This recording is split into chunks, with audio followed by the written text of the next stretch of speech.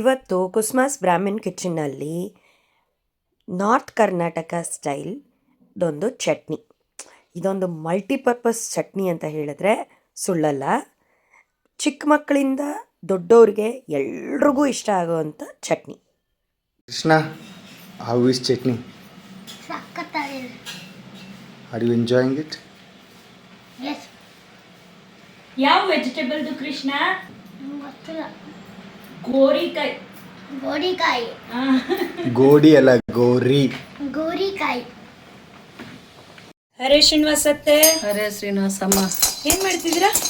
ಗೋರಿಕಾಯ್ದು ಚಟ್ನಿ ಮಾಡ್ತಾ ಇದ್ದೀನಿ. ಚೌಡೆಕಾಯಿ ಅಂತೀವಿ ನಾವು, ಗೋರಿಕಾಯಿ ಅಂತಾರೆ ಇಲ್ಲಿ. ಅದ್ರ ಚಟ್ನಿ ಮಾಡಿ ತೋರ್ಸೋಣ ಅಂತ. ಗೋರಿಕಾಯ್ದು ಚಟ್ನಿ. ಇದಕ್ಕೆ ಕಡಲೆಕಾಯಿ ಬೀಜ ಹುರ್ಕೊತಾ ಇದ್ದೀನಿ. ಎಷ್ಟು ತಗೊಂಡ್ರಿ ಕಡಲೆಕಾಯಿ ಬೀಜ? ಸ್ವಲ್ಪ ಇಷ್ಟು ಗೋರಿಕಾಯಿಗೆ. ಇದು ಎಳೀದು ತೊಗೋಬೇಕಾಗ ಎಳೀದು ನೋಡಿ ನಾನು ಇದು ಮಾಡಿ ಇಟ್ಕೊಂಡಿದ್ದೀನಿ. ಹೆಚ್ಚಿಟ್ಕೊಂಡಿದ್ದೀನಿ. ಅದಕ್ಕೆ ಇದರಲ್ಲಿ ಒಂದು ಅರ್ಧ ಬಟ್ಲು. ಓಕೆ. ಇದು ಚೆನ್ನಾಗಿ ಹುರಿದ ಮೇಲೆ ಮತ್ತೆ ಇವು ಬೇರೆ ಹುರ್ಕೊಳ್ಳೋಣ.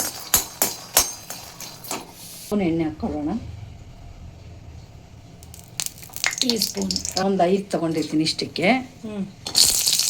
ಆಮೇಲೆ ಇದು ಗೋರಿಕಾಯಿ ಇದರಲ್ಲಿ ಹಾಕ್ಕೊಂಡು ನೀಟಾಗಿ ತೊಳೆದಿಟ್ಕೊಂಡಿರುವಂಥ ಗೋರಿಕಾಯಿನ ಹಾಕಿ ಅದಕ್ಕೆ ಕರ್ಬೇವಿನ ಸೊಪ್ಪು ಮತ್ತು ಒಂದು ಸ್ವಲ್ಪ ಚಿಕ್ಕ ನಿಂಬೆ ಹಣ್ಣಷ್ಟು ಹುಣಸೆ ಹಣ್ಣು ಹಾಕಿ ಅದನ್ನು ಚೆನ್ನಾಗಿ ಫ್ರೈ ಮಾಡಿಕೊಂಡು ಮುಚ್ಚಿಟ್ಕೊಂಡ್ಬಿಡ್ಬೇಕು. ಫುಲ್ಲು ಬೇಯಬೇಕಾದ್ರೆ ಚೆನ್ನಾಗಿ ಹುರ್ಕೋಬೇಕು. ಗೋರಿಕಾಯಿ ಚೌಳೆಕಾಯಿ ಅಂತೀವಿ ನಾವು. ಚೆನ್ನಾಗಿ ಹುರ್ಕೋಬೇಕು. ಇಲ್ಲ ಅಂದರೆ ಹಸಿ ಹಸಿ ವಾಸನೆ ಚೆನ್ನಾಗಿರಲ್ಲ ಹಸಿದಾದರೆ. ಅದಕ್ಕೆ ಇಟ್ಕೊಂಡ್ವಿ. ಇದಕ್ಕೆ ರುಚಿಗೆ ತಕ್ಕಷ್ಟು ಉಪ್ಪು ಅಷ್ಟೇ. ಇದಕ್ಕೆ ಆಪ್ಷನ್ ಬೆಲ್ಲ ಬೇಕು ಅಂದರೆ ಹಾಕ್ಕೋಬೋದು, ಬೇಡ ಅಂದರೆ ಬಿಟ್ಕೋಬೋದು. ಸ್ವಲ್ಪ ಬೆಲ್ಲ ಹಾಕಿದ್ರೆ ಚೆನ್ನಾಗಿರುತ್ತೆ. ಒಂದಷ್ಟು ಆಪ್ಷನಲ್ ಬೆಲ್ಲ ಇಷ್ಟೇ ಹಾಕ್ತಿದ್ದೀನಿ ಅಷ್ಟೇ. ಮಿಕ್ಸಿಗೆ ಚಟ್ನಿ ಮಾಡ್ಕೊಂಬಂದ್ಬಿಡೋಣ. ಮಿಕ್ಸಿಗೆ ಹಾಕಿ ಅಷ್ಟೆಲ್ಲ ಒಂದು ಒಗ್ಗರಣೆ ಮಾಡ್ಕೊಂಡು ಅದಕ್ಕೆ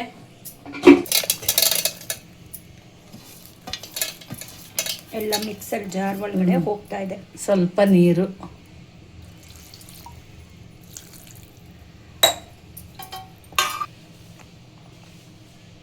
ಈಗ ಆಗಿದೆಯಾ?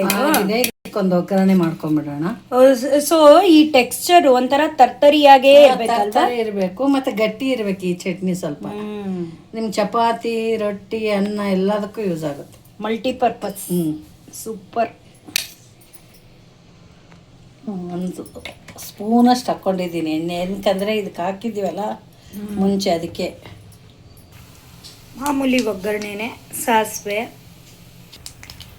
ಕಡಲೆಬೇಳೆ, ಉದ್ದಿನಬೇಳೆ ಹಾಕಿದೆ, ಜೀರಿಗೆ, ಕಡಲೆಬೇಳೆ ಹಾಕಿ ಒಂದಿಷ್ಟು ಹಿಂಗು ಸುಮ್ಮನೆ ಒಂದಿದು. ಆಮೇಲೆ ಕರಿಬೇವಿನ ಸೊಪ್ಪು, ನೀರು ಹಾಕ್ಕೊಂಬಿಡೋಣ. ಇದರಲ್ಲಿರೋದು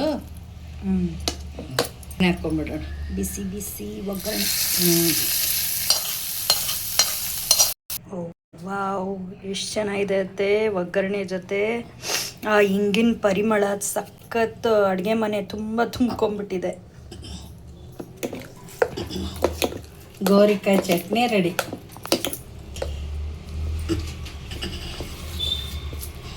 ಗೋರಿಕಾಯಿ ಚಟ್ನಿ ರೆಡಿಯಾಗಿದೆ.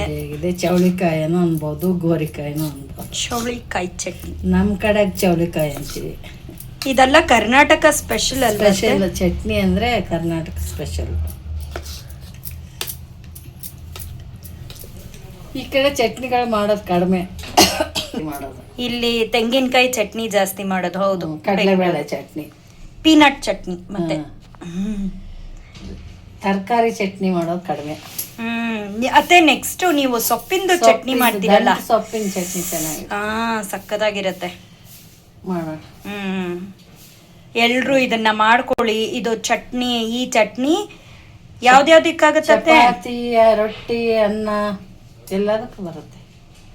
ಈ ಥರ ಅಥೆಂಟಿಕ್ ರೆಸಿಪೀಸ್ ನೀವು ಮನೇಲಿ ಮಾಡಬೇಕು ಅಂತ ಹೇಳಿದ್ರೆ ಕುಸ್ಮಾಸ್ ಬ್ರಾಹ್ಮಿನ್ ಕಿಚನ್ನ ಫಾಲೋ ಮಾಡಿ.